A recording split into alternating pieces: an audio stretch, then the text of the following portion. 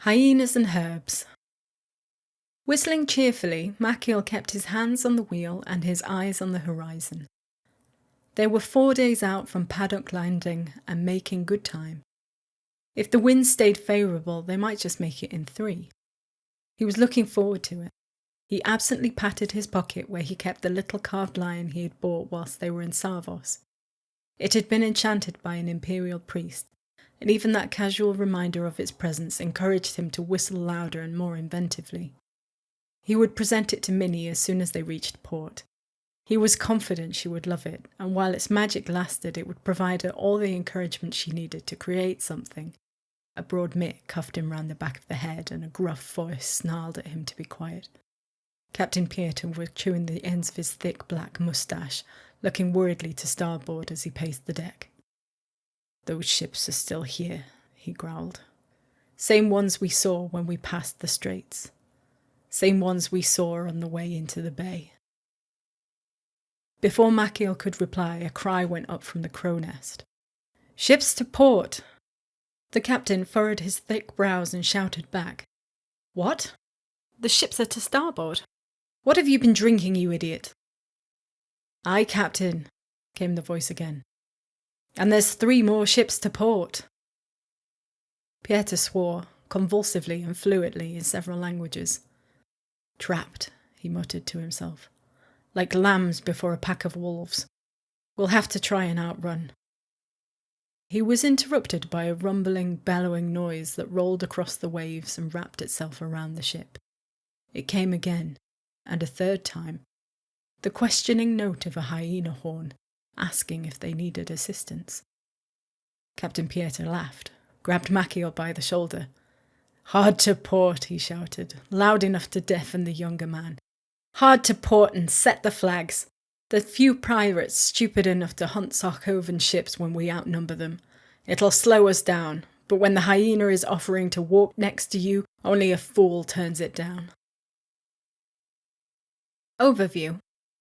Each season, the Civil Service prepares a summary of the Empire's relationship with the foreign nations, based on communications received from their ambassador, along with any useful intelligence gathered from other sources. While the Senate and the other houses of imperial power may respond to these offers, it is important to note that it is the appropriate ambassador that the foreign power will expect to hear from. Their communication with the foreign power is the primary element that will determine the tenor of any response. Among the 6 great powers, the Bedelar Housebas merchant princes of the Sarkovan Delves strive for neutrality. They are always keen to see the imperial merchants in their ports and trade with the Empire enthusiastically in their turn. Their neutrality is precious. They refuse to pick a side between the nations that make up the Liberty Pact and the so-called Freedom Accord, even though they themselves keep no slaves and do not trade in mortal lives. Time and again it has been made clear that their primary goal is to ensure the ports of the world remain open to their ships, and that they have easy access to the markets that are at the foundation of their wealth. They particularly value the free trade agreements that allow their merchants to buy and sell in the Empire without onerous tariffs. The Sarkovan ambassador to the Empire is Bedelar Housebas Annika, of the Tower of Crows. She reports to the beggar landlords of Sarkovan, and is known to be a wily and subtle diplomat. No stranger to the murkier waters of espionage and intelligence gathering, she constantly seeks opportunities to expand the influence of the Sarkovan mercantile empire across the known world. She has no particular loyalty to any one faction. Her main concern appears to be the prosperity of the nation as a whole. Currently, the ambassador to the Sarkovan Delves is Thanmir Hrafnar of Wintermark, but the title is up for reappointment at the autumn equinox. In addition to the opportunities discussed here, there are 2 other situations the Sarkovan are interested in this season. You can read about their enclave in Savos at the Alvieti estates in the Houses of Silence, Wind of Fortune. The price of doing business. Fewer Sarkovan vessels are trading with imperial ports due to the bounty placed on trade with the Empire by the Asavean plenum. Imperial fleets have an advantage to trade with Sarkovan ports while the bounty continues. As a nation of merchants, the Sarkovan Delves are enthusiastic about trading with the Empire. Unfortunately, the bounty placed on all ships trading with the Empire by the Assavean plenum has started to take its toll on the number of ships visiting from the Delves. While Sarkovan captains are no strangers to needing to outrun or outfight pirates and privateers, the new bounty has taken many by surprise. It seems that the Delves' vaunted neutrality is no shield against the depredations of those inspired to harry trade with the Empire. Bedelar Housebass Annika has made the unhappiness of the Delves very clear to Assavean diplomats, but they report that their hands are tied. Given a choice between weakening the bounty placed on ships trading with the Empire or inconveniencing the Sarkovan, the plenum chooses the latter. At the moment, the major routes to the Empire, those maintained by the Krudenkenner or the Vandasar, for example, are holding strong. But the need to take additional precautions threatens the stability of this trade. The Bedelar Housebass are discussing what to do about the Assavean plenum, but they are caught between two equally unpalatable options. Stop trading with the Empire until the current crisis blows over with a consequent lack of trust from the Liberty Pact, or take a stance against the Assaveans, which will inevitably be perceived as taking sides against the Freedom Accord. As mentioned last season, however, the reduction in Sarkovan ships making the trip to the Empire is not wholly a bad thing.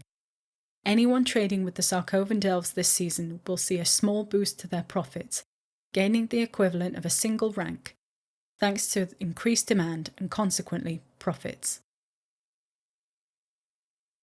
Children of Rex. The Sarkovan Delves are concerned about the Children of Rex. They want to know what the Empire plans to do about them. There is some concern among Sarkovan merchants regarding the so-called Children of Rex. This idolatrous pack of pirates and privateers have been attacking ships across the Bay of Catazar. Bedelar Housebass Annika has never made any secret of the fact the Sarkovan Delves have treaties with the Grendel, ensuring the safety of their ships. It's clear that these treaties mean nothing to the Children of Rex. Delves captains are no strangers to needing to defend their cargo from pirates, but the increased number of attacks on the bay have meant that they need to employ more marines and in some cases additional ships, which means a reduction in profits. The Delves see the Children of Rex as a problem for the Empire to sort out, and are interested in hearing from the ambassador what their plan is for dealing with the warlike faction. Reading between the lines, the Sarkovan have also addressed this question to the Salt Lords. The Delves clearly consider the pirates on the Bay of Catazar to be both nations' problem. Conflict breeds opportunities. Following the advice of the ambassador, factions in the Delves are keen to seek out prosperous markets for their wains. Last season there was discussion of the Empire selling wains to the Delves. Ambassador Hrafnar has made it clear to Bedelar Housebass Annika that their offer of 2 thrones a wain is just not going to work. The Delves would need to offer at least twice that and potentially more. This news has caused some interest in the Delves, not in buying wains, but selling them. If a wain is expected to fetch 4 or more thrones a wain, then the costs and risks of importing them to the Empire are certainly worth it. As such, Sarkovan merchants are interested to see what kinds of prices their mithril, weirwood and white granite will fetch in imperial markets. Obviously, those presenting these opportunities are feeling the pinch of the Assavean bounty, but rather than withdraw from trade with the Empire, they seem prepared to increase their investment. The civil service believe it is possible, not certain, but possible, that if imperial trade were seen as significantly more valuable than that with the Assaveans by enough of the Bedelar Housebass, it might sway their decision about how to deal with the bounty in the Empire's favour. Concordium Stone. The Vandasar are prepared to offer more white granite at the Concordium docks. The Vandasar report that the Concordium docks are doing very well, with the custodian regularly purchasing all the white granite they can import. Using the ambassador's words and these sales as evidence of significant demand, they have negotiated an agreement to gain access to additional white granite. As such, the custodian is now able to buy more white granite, another 8 wains each season. The extra white granite is not a permanent commitment at the moment.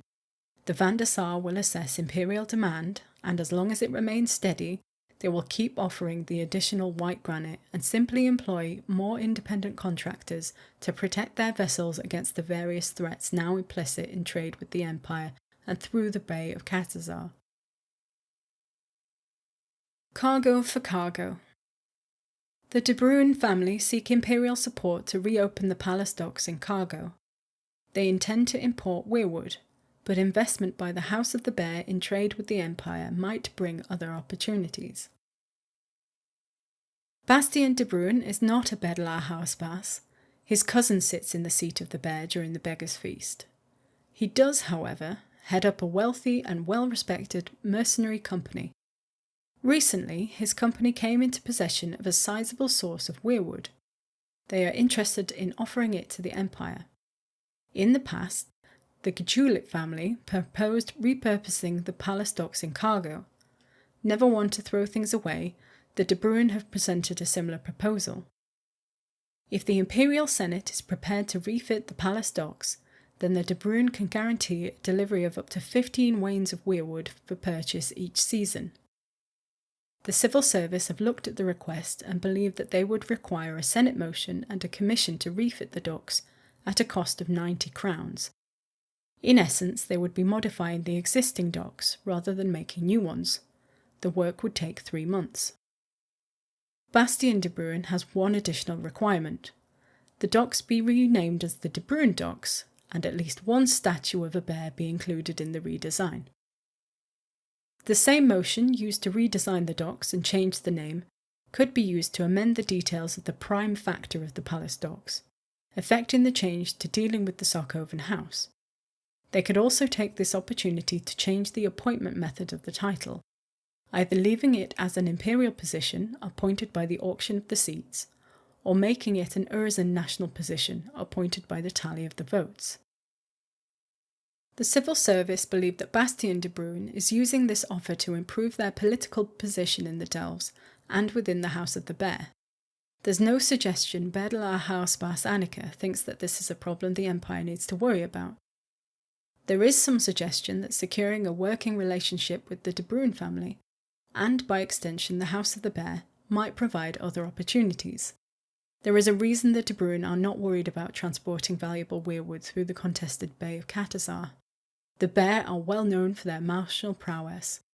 Having the De Bruyn family with a vested interest in cargo, and by extension the Bay of Cathazar, could open up other opportunities if the ambassador can think of a way to broach the subject.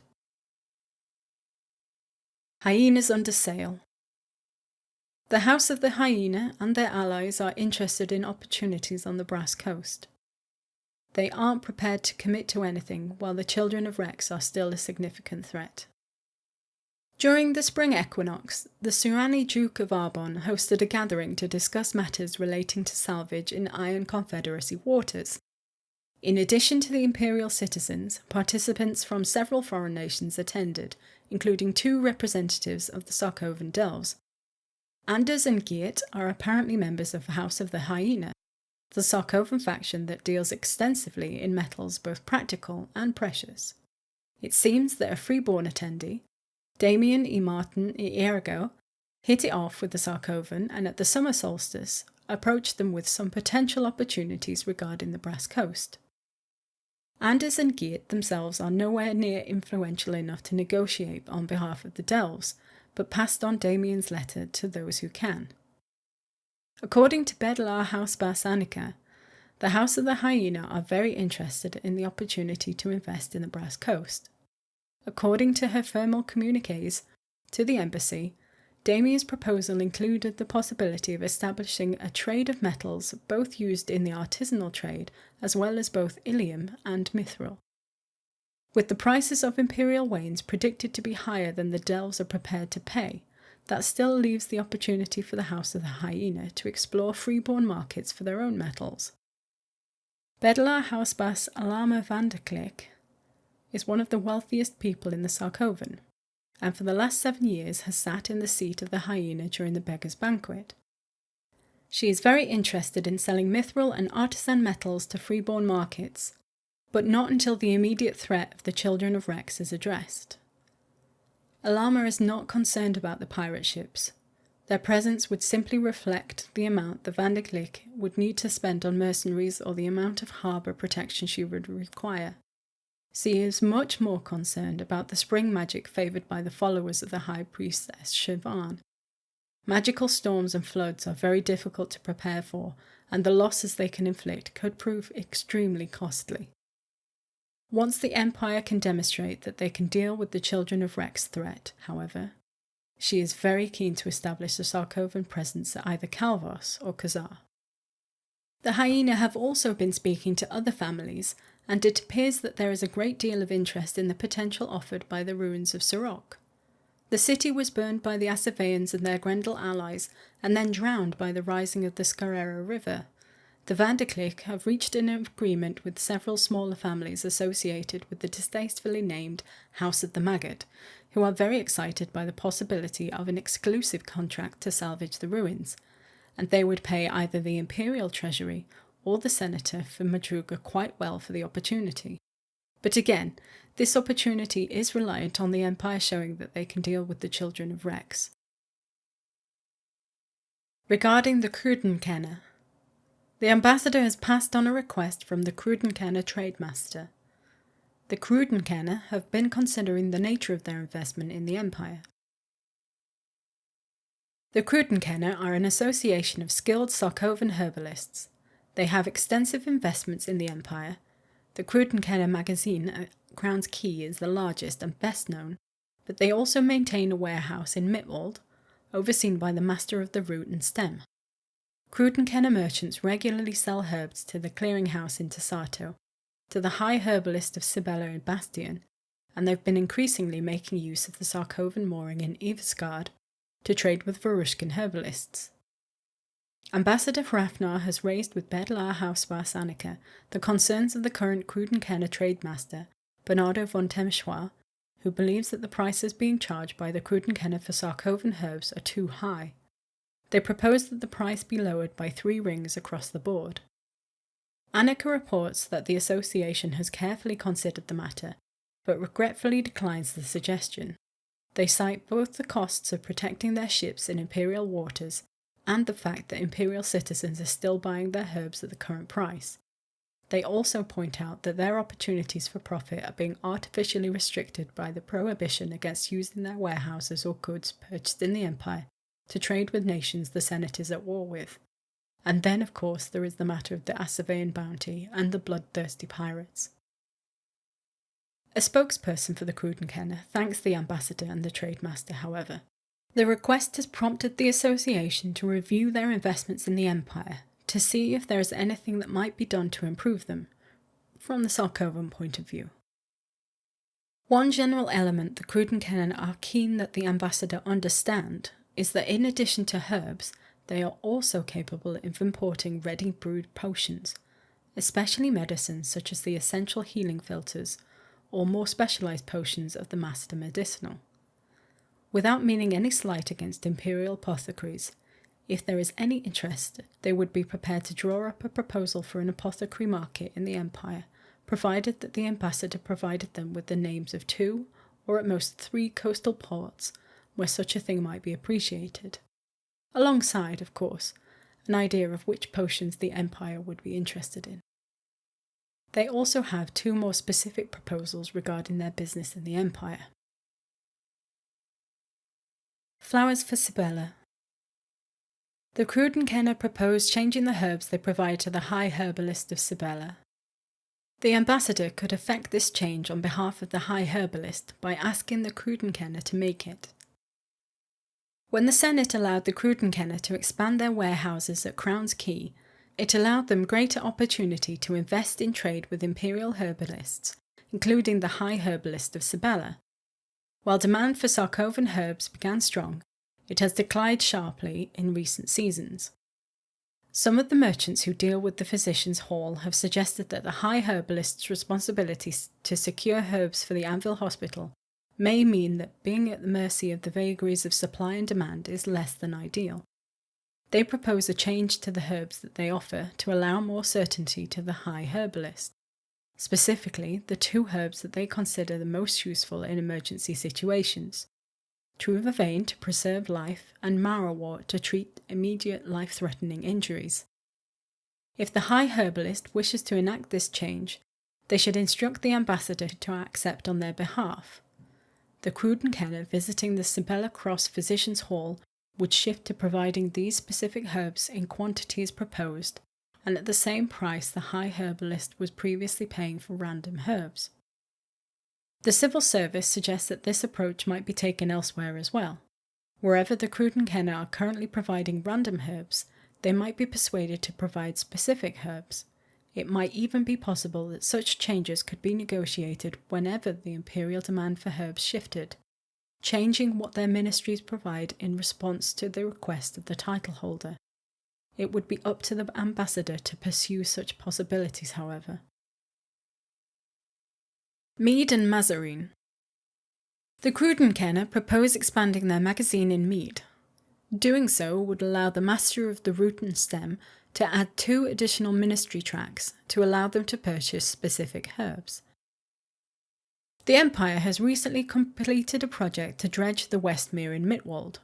The city of Mead already has a magazine, a warehouse specifically used by the Cruden Kenner, that allows the Master of the Root and Stem to purchase large amounts of blade root from the delves.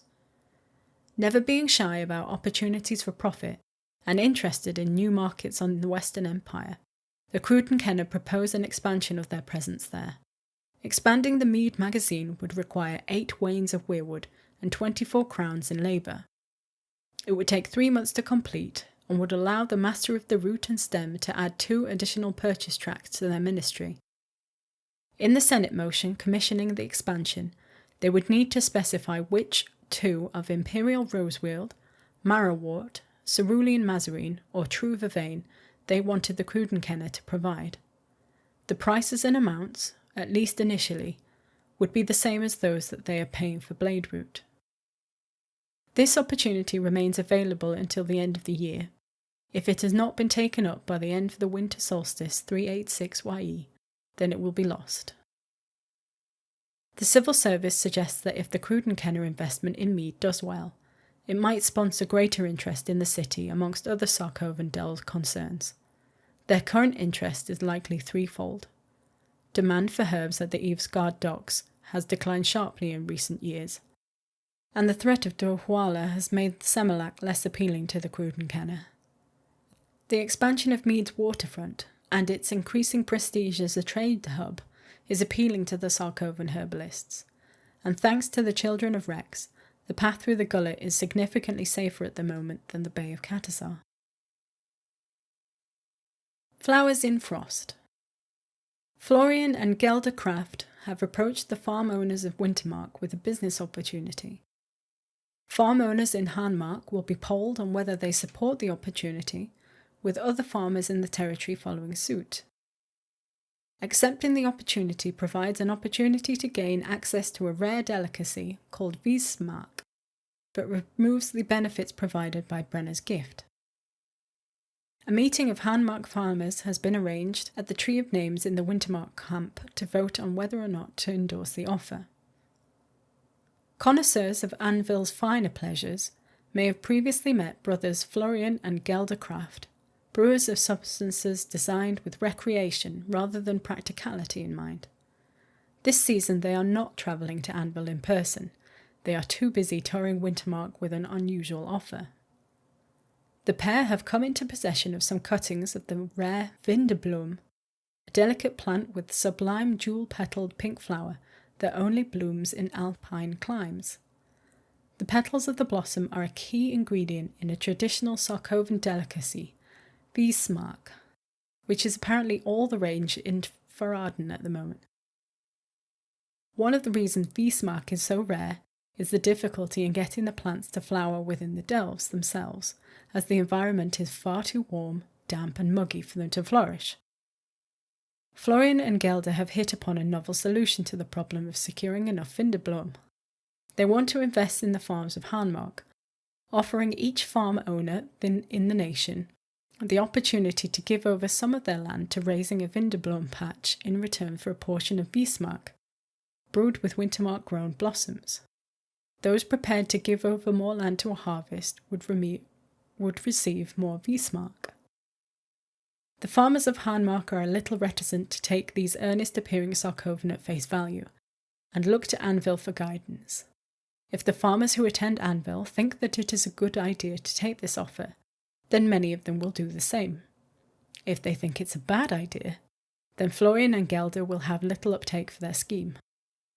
After some discussion with the civil service, the egregore has managed to put together a list of winterfolk farm owners who are attending the autumn equinox. The plan is to hold an informal gathering of these people and put the matter to a show of hands, with a simple majority setting the message the egregores will spread among the interested farm owners. The Sarkoven entrepreneurs will be sending a few samples of Wiesmark along with the egregore to show the farmers what they will be receiving and helping to be produced. If the scheme goes ahead, then every Hahnmark farmer will receive 2 doses of Wiesmark each season while the Sarkoven remain invested in the territory.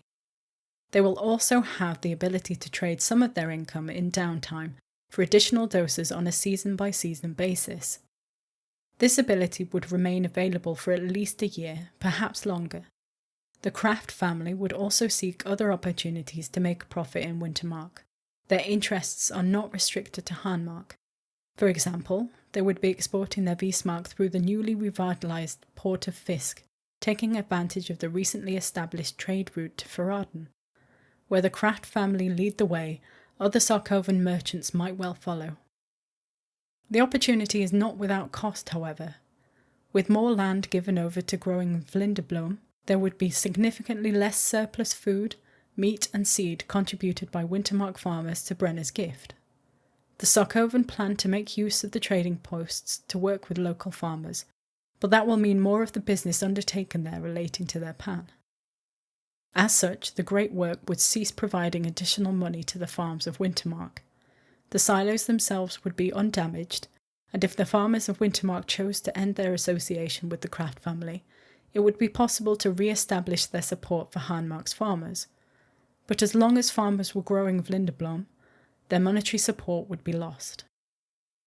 Florian and Gelder need a decision by the end of the autumn equinox if they are to get their new business partnership established. The egregore will be hosting the meeting of Hahnmark farmers at, to be announced, in the Wintermark camp. An expensive letter. Jasmin Diekgraaf, a Sarkoven merchant, offers to convey a letter of introduction to the tetrarchs of Elakar. The letter will only be delivered if Jasmin Diekgraaf can approve its contents. If the Sarkoven deliver the letter, they will charge the ambassador 11 thrones for the service. Last season, the Imperial Ambassador's counterpart politely declined to provide more information about the Elakar. They confirmed that they enjoy good relations with the small nation, but provided no details, claiming they needed to respect the Elakar's privacy. In reality, the notorious greedy Sarkoven were clearly more concerned with guarding the trade monopolies that they enjoy with the Elakar, so the only details they were provided were to confirm that they were unaware of any official Elakar delegation to the Empire. Now, they appear to have had something of a change of heart. Or perhaps more likely, they have simply devised a way to profit from the Empire's interest in the Elakar. Bedelaar Hausbaar Sanica has passed on an offer from Jasmin Diekgraaf, a small family allied with the House of the Vulture. This is not a wealthy family, at least not by Sarkoven standards, but the Bedelaar talks with Jasmin in a complimentary way that implies the Diekgraafs are an up-and-coming enterprise with shrewd leadership.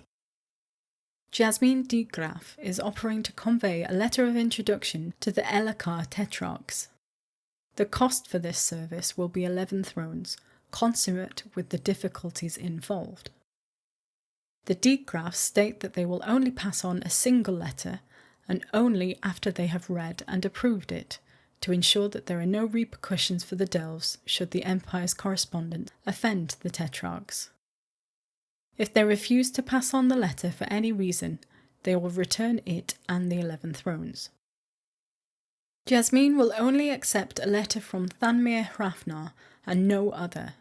She is aware that the position is up for re-election and that Thanmir may or may not continue as ambassador to the Delves, but she claims that the ambassador is well known and respected in the Delves.